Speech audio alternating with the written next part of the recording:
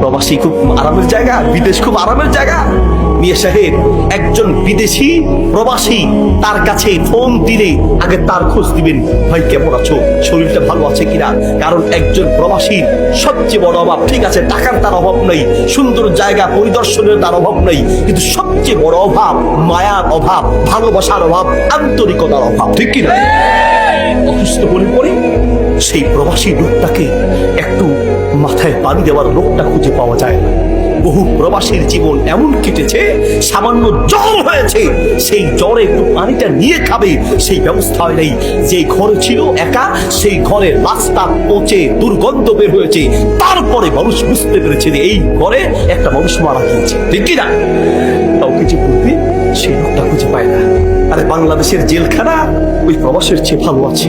বাংলাদেশের জেলখানায় তো 1-2 মাস পরে আত্মীয় স্বজন দেখা যায়, একটু খোঁজখবর নেওয়া যায়, কথা বলা যায়। কিন্তু বিদেশ এমন এক জেলখানা, সেখানে চাইলেও বছরকে বছর নিজের মা আর বাপ স্ত্রীকে দেখতে